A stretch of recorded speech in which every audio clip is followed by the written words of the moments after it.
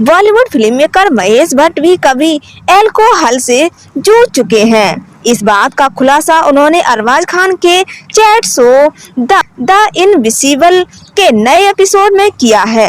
महेश भट्ट ने खुलासा किया है कि एक बार तो उन्होंने इतनी ज्यादा पी ली थी कि फिल्म मेकर ये भी बोले कि शराब की लत से दूर होने का समय तब आया जब वो पिता बने। उनकी बेटी शाहीन के जन्म ने उन्हें बदल कर रख दिया।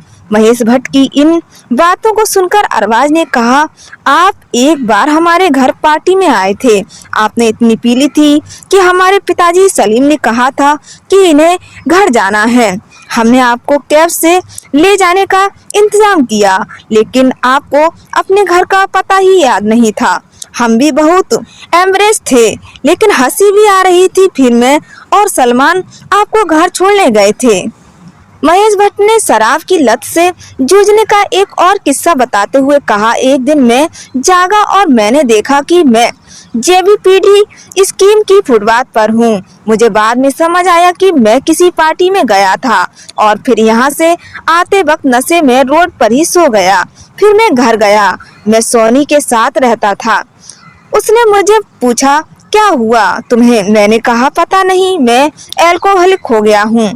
फिर एक चमत्कार हुआ। मेरे घर पहली बेटी शाहीन का जन्म हुआ। जब मैं अस्पताल गया, मैंने उसे अपने हाथों में लिया और उसे चूमने के लिए आगे बढ़ाया तो मुझे लगा कि ये शराब की गंध नहीं झेल पाएगी। तब मुझे इस बात ने अंदर से झकझोर दिया और मैंने शराब की लत से छुटकारा पाने की दिशा में काम करना शुरू कर दिया।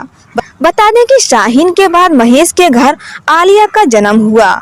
सोनी राजदान उनकी दूसरी पत्नी है। इससे पहले महेश की लालवन ब्राइट से शादी हुई थी, जिससे वो 2 बेटियों के पिता बने थे, जिनके नाम राहुल और पूजा भट्ट हैं।